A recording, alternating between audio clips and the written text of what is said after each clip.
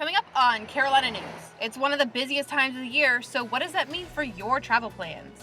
Probably Wednesday, we'll see, probably will be our busiest day leading up into Thanksgiving holiday. Then, a series of horse stabbings continues along the border of North and South Carolina. So, who's the mysterious culprit? And could the way you train and treat your dog be damaging to their health? Where we've gotten a lot with training is we've gotten into this realm of, we can't ever bother the dog. They're too precious and to disrupt them, and that's not a healthy mindset neither. Carolina News starts now. From the University of South Carolina, your news, your sports, your weather. Carolina News begins now. Hello and welcome to Carolina News. I'm Rose Catherine James. Good afternoon. Thanks for joining us. I'm Anna King. It's one of the busiest time of the year this year, and with over 50 million people expected to hit the roads this Thanksgiving, experts are saying Wednesday will be the busiest day to travel. So those hitting the roads can expect the trip to take up to 4 times longer than normal in some cities. Well, we have Madison Thiel live at the Columbia Metropolitan Airport to tell us what we can expect for the Columbia area. Madison? Thanks, guys. That's right. Thanksgiving is just 2 days away, and travel is getting crazier and crazier. I spoke with customer service and public relations manager Lynn Douglas, and she told me how they're preparing for the most traveled day of the year. So just pack some patience, be prepared for delays, weather, things that are out of the airport and the airline's control, and recognizing that there are people traveling for the first time. Thanksgiving is a holiday where everyone gathers together with their loved ones.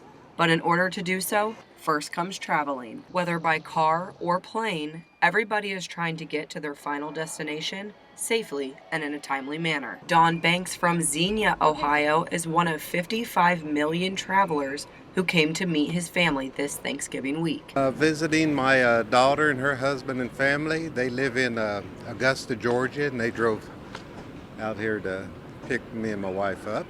Banks says he and his wife flew in a day early because tomorrow is when the chaos really begins. I think that's when everybody's going to hit the road and fly. And with ticketing, security, and possible delays, Douglas says the best thing to be is early. Allow extra time to get to the airport, to get, particularly if you're checking in luggage, to allow you to get that luggage checked in, get through the checkpoints. Our TSA does a fabulous job of moving the checkpoint lines, but again, their number one priority too is safety. Right now, all departures seem to be on time, but be sure to check our weather update later on in the show. Arrive early for your flights, drive safe tomorrow, and most of all, happy Thanksgiving. For Carolina News, I'm Madison Thiel, live at the Columbia Metropolitan Airport. Back to you in the studio. Thanks, Madison. Well, at least hopefully the weather will be nice for Thanksgiving. It's been pretty nice lately. Yeah, it's been really refreshing to see this fall weather, and with the leaves finally changing colors, it makes it perfect to go out and enjoy some nice weather. Yes, it does. Well, we have Hannah Powers live outside the Kennedy Greenhouse studio to give us an update on the weather. Hannah? Thanks, Rose Catherine. It has been a sunny day out here, slightly nippy, but nothing to worry about. We may get some showers tomorrow, but Thanksgiving Day is going to be lovely. And speaking of Thanksgiving, to start getting into the holiday spirit, I've got some turkey trivia going on over on my Instagram story, and so far no one's gotten all 3 questions right. I'm testing your knowledge on if you can guess how much the biggest turkey weighed, how fast a wild turkey can run, or how many feathers are on a fully grown turkey. Hop on over there to check it out before I give you the answers later in the show.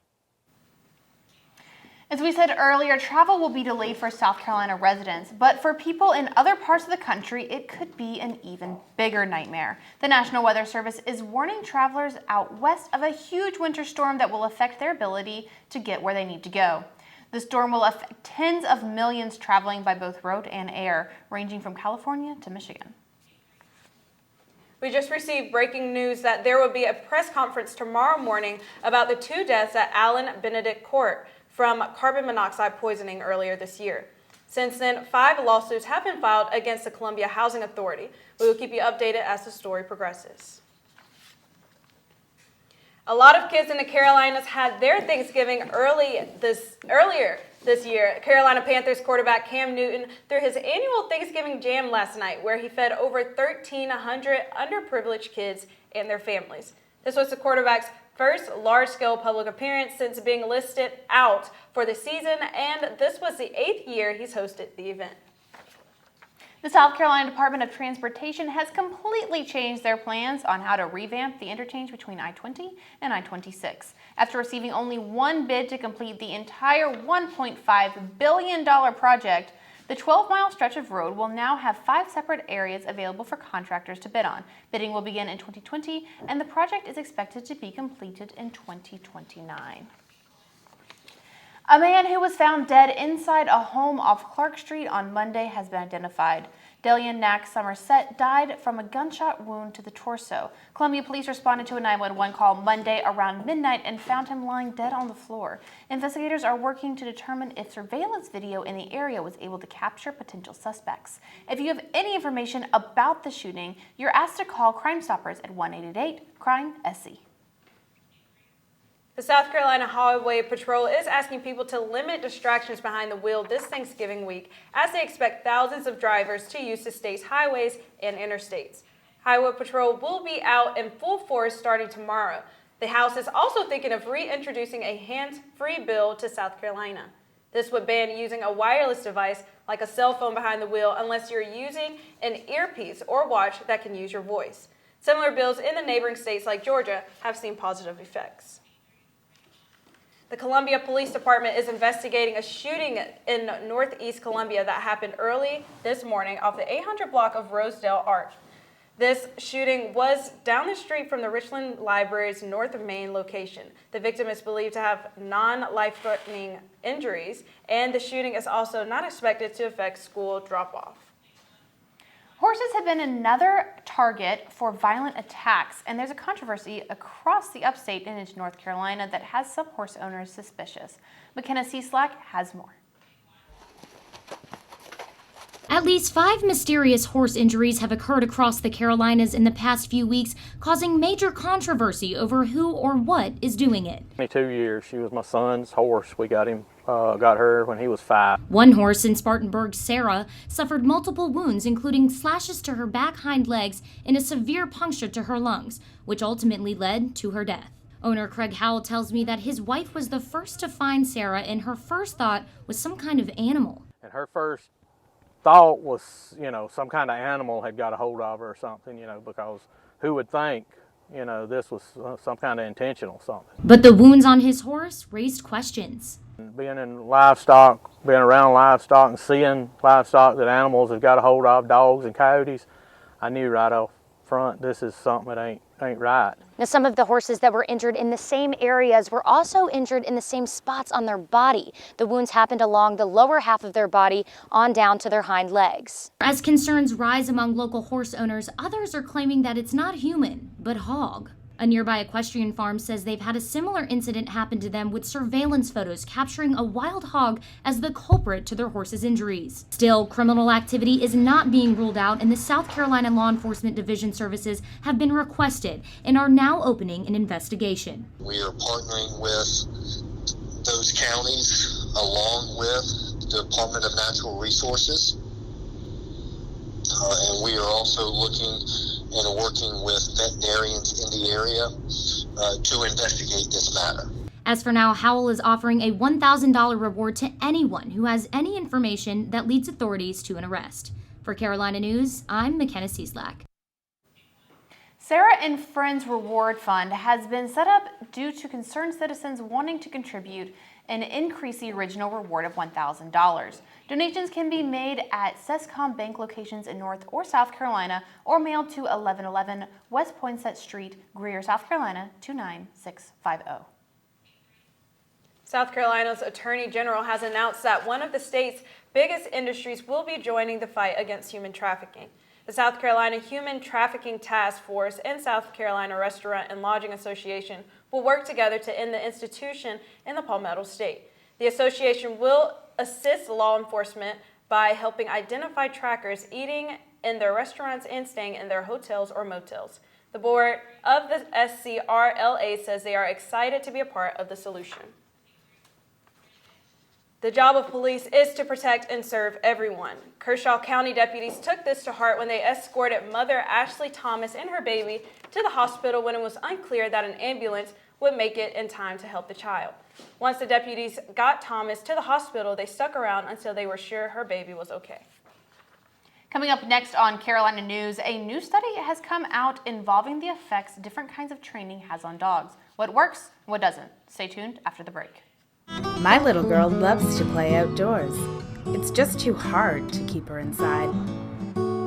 I really don't have enough time to play with her, and she cries if I don't let her out. She does bring home some disgusting things. I don't know what she gets up to while she's gone, but she always comes back. You wouldn't treat your child this way.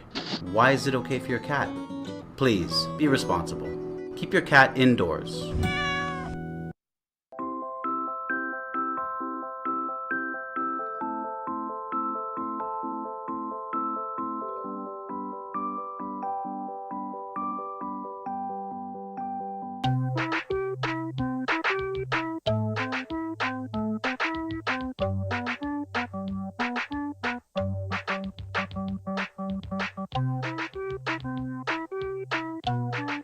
Start a story. Adopt at theshelterpetproject.org.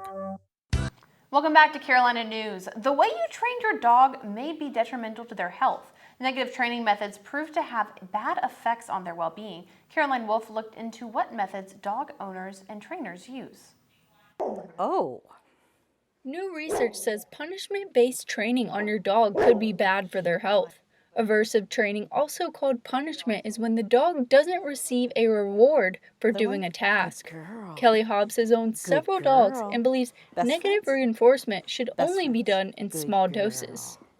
I will use some, I guess what I call negative reinforcement is like if I put a bowl of dog food down and I put my hand over it and they growl, I will correct that. And it's a matter of I'll make them sit. It's not terrible negative, it's just I make them sit and they've got to wait, and I'll put my hand there and then I'll do it again. Will I use negative reinforcement? That's as far as I go. In the study, researchers found that dogs trained in an aversive method are more likely to be pessimistic. Researchers also found that punishment training can cause stress on dogs immediately and long-term. Alan Wooten is the owner of Queen City Canines in Charlotte, North Carolina. He thinks negative training is necessary. Yes, some negative training causes stress, and I don't think there's a problem with that. I think that where we've gotten a lot with training is we've gotten into this realm of, we can't ever bother the dog. You know, they're too precious and to disrupt them, and it's not a healthy mindset neither. It's wrong. Reward-trained dogs did not show signs of stress like licking and yawning. A negative reaction to me for puppies is not a good thing. You don't want them running from you. So to say no, no, no with, you know, I don't do newspapers, I won't, my hand is an extension of me, so I won't hit them. I'll scoop them up. I want them to come to me, so my hands are me. Some reward-based training methods are treats, praise, and playing. For Carolina News, I'm Caroline Wolf. This is the first study to report on the effects of dog training methods with companion dogs.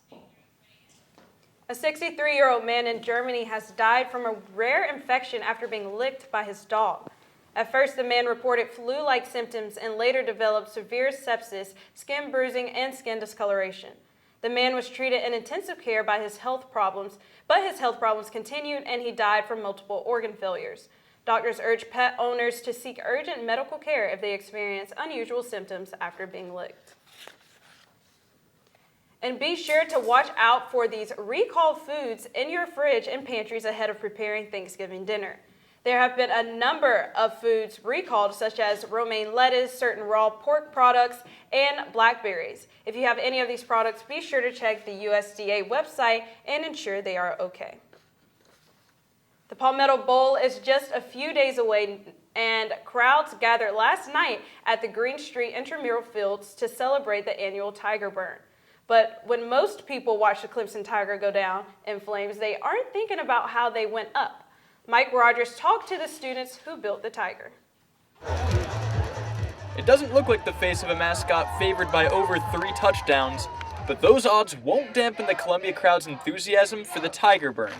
And among the most enthusiastic members of that crowd are the U of SC students who just can't wait to incinerate their own creation, like Gabe Carrillo. Coming here today to watch it burn is going to be everything. Carrillo and his fellow Tiger builders are about to torch 2.5 months worth of work. Alternating crews of 10 people each work from 2 to 6 every Tuesday and Thursday to build the biggest and brightest show possible. And while it's over in just a few minutes, Carrillo says the process is the most important part. You'll get to experience a huge engineering project from start to finish, and that's beyond industry experience. And that industry experience includes managing and coordinating teams of up to 50 people at a time. Making sure everyone is working together and happy to be there, that's definitely the most rewarding part. It's a lot of work, and in the end, it's all about school spirit. Because the whole point for this event is beat Clemson. With the Tiger burned, Carolina can unfurl its flags because the stage is set for the big game on Saturday. For Carolina News, I'm Mike Rogers. The American Society of Mechanical Engineers and the Society of Hispanic Professional Engineers at the University of South Carolina are two of the groups that lead the project every year. They encourage anyone interested in building the Tiger to join. Well, you know, Anna, Hannah got me really excited with her turkey trivia quiz on her Instagram, and I actually took it during our last break. I know. I'm so ready to hear those answers, and Hannah is still live outside the Kennedy Greenhouse studio. Hannah? Well, here we go, Anna. It is time for the answers to turkey trivia. The heaviest turkey weighed a whopping 86 pounds. Mature turkeys have over 3,500 feathers, and a wild turkey can run 25 miles an hour. And I know that last fact in particular shocked me because turkeys do not really have the longest legs. When we come back after this break, we'll meet in the studio to talk Turkey Day weather. Welcome back to Carolina News. Well, you saw me outside, pretty mild temperatures, 64 degrees in Columbia right now, and I'm not complaining at all. Actually, it looks like it's going to be a beautiful sunset out there too. It's golden hour. As far as the whole state, everybody's had a really nice mild day. Again, 60s throughout the state, 62, 63, 60 near the coast, and a little bit cooler upstate, but again, everybody's sort of resting in those low to mid 60 range. As far as tonight, it is going to get a little bit colder, 47 in Columbia, but again, remember that Arctic blast we had 2 weeks ago, we were dropping into the 20s and 30s, and for all of you traveling tomorrow, 47 is going to be good news because no ice to worry about in those early morning hours. Now, tomorrow, it's going to heat back up actually even more than it did today, 72 in Columbia, so a nice unseasonably warm late November, but all good news. Now, I know a lot of you are going to be hitting the road tomorrow, so we need to talk a little bit about travel plans because there is a storm coming. So if you're going anywhere west of Kansas City, I would say you need to be prepared for snow and maybe some winter storm mix also. That's going to mean a lot of flight delays. And AAA is already saying 55 million people are going to be traveling tomorrow, so things are already going to be congested. Now on our side of the map, we don't have to worry about winter mix, but we do have to worry about a little bit of rain. And that rain, again, it's going to kind of carry us all up the East Coast, which is going to make things tricky. You can actually see my Atlanta map right here. We've got red, which means extra travel delays. So if you're going through any of those major southeast hubs, you have to be aware. So looking at our 5-day schedule, we talked about Wednesday already. We know Wednesday's bad news. Good news, Thanksgiving Thursday is going to be lovely. So it's going to heat up during the day to 65 degrees. We're going to have sunshine. Friday is going to be even more lovely. So I know if you guys are into Black Friday shopping, Friday is going to be perfect weather for that. Saturday and Sunday, a little bit of rain, but again, we're mostly excited that Thursday is going to be lovely. So back to you, Anna and Rose Catherine. Thanks, Hannah. I'm so glad that temperature is going to look really good for Thanksgiving and the weekend. Mm-hmm. Well, sports is next on Carolina News. See who is playing in the NFL this Thanksgiving Day and check out where the Gamecock basketball teams are playing this week. Welcome back to Carolina News. We have Brandon with sports. And so, Brandon, it looks like we have a new front runner for the MVP. That we do. And yeah, Lamar Jackson is more than MVP hopeful now after his dominant performance last night as the Baltimore Ravens destroyed the Los Angeles Rams 45-6. Jackson threw for 5 touchdowns in the game while staying deadly accurate as well, completing 75% of his passes. Jackson also broke a few records last night, becoming the first player in NFL history with at least 3,000 passing yards and 1,500 rushing yards after his first 2 seasons, and we've still got a few weeks left. He also is the youngest player in history with multiple games with 5 touchdown passes. The Ravens are now 9-2 and sitting well in the playoff picture. The NFL has become a tradition on Thanksgiving over the years, and we can expect the usual this year. Thanksgiving Day will see 2 classic matchups, starting with the Detroit Lions taking on the Chicago Bears in the 12:30 game. The Lions have played on Thanksgiving Day every year since 1934. The Cowboys are another lock as they have played on Thanksgiving every year since 1966. They will take on the Buffalo Bills at 4:30. And a third game was added in 2006 to give us even more football, and that matchup this year will be between the New Orleans Saints and the Atlanta Falcons. Kickoff for that game will be at 8:20. And Gamecock soccer rolls on as they find themselves in the Elite 8 of the NCAA tournament for the 3rd time in 4 years. Lady Gamecocks will take on Washington State University here in Columbia on Friday. Currently, the team is being fueled by outstanding play from sophomore Riley Tanner. Tanner scored only 2 goals during the season, but now has 3 goals and an assist in the postseason alone. If the Gamecocks win, they will advance to the Final Four. Both the men's and women's basketball teams for the Gamecocks are playing out of the states this holiday week. The men's team will take on Wichita State tonight at 6 p.m. in Cancun. The matchup is the first for the Gamecocks, part of the Cancun Challenge. Following the game tonight, they will face either West Virginia or Northern Iowa on Wednesday. The women's team will be back in action on Friday as they take on Indiana in the U.S. Virgin Islands. Tip-off for the Lady Gamecocks' first game of the Paradise Jam tournament is set for 8 p.m. The women's team is 6-0 as they will try to remain perfect on the season. And, Carmelo Anthony has struggled to find a home in the NBA recently and found himself off the court for the last 367 days until finally being signed by the Portland Trail Blazers on November 19th. Last night was the first glimpse of hope for the longtime superstar in a while, finding his groove and scoring a new season best 25 points during the game. Anthony also passed Alex English for the 18th spot on the all-time career scoring list. Carmelo was just always one of my favorite players as a kid, so it's nice to see him, still getting accomplishments. That's always exciting. Well, still more to come on Carolina News. The best Thanksgiving side dish is a popular debate, and Google Trends are showing the most popular searches ahead of Thanksgiving. Next. Welcome back to Carolina News. Thanksgiving is more than just turkey and ham. People love their side dishes too. A map shows people are Googling some pretty interesting foods. In Texas, the most searched side dish ahead of Thanksgiving is fruit salad. People in Columbus are Googling stuffed mushrooms. In North Dakota, people are searching for some low-carb foods. Keto soup is trending there. But the most popular searched side dishes in the U.S. are, of course, casseroles, veggies, and stuffing, and dressing. Well, that's funny. I have to search everything because I don't really know how to cook. So there's that. My favorite's just mac and cheese, so it's always basic. I love dressing so much. I'm very excited. Well, we have Hannah in the greenhouse with one more weather update for us. What you got, Hannah? Well, those sides do look good, but good news on my end is that Thanksgiving is going to be sunshine. So Thursday, sunny Thanksgiving. Wednesday, it's going to rain, so if you're traveling, leave extra time. Other than that, though, it should shape up to be a lovely week. Back to you. Thanks, Hannah. Again, I'm so excited about that weather. Oh, very excited. Well, makes me want to get out there and play a pickup game with the family for Thanksgiving. That's all the time we have today. Thank you so much for being with us. Have a great weekend and stay safe. See you next time.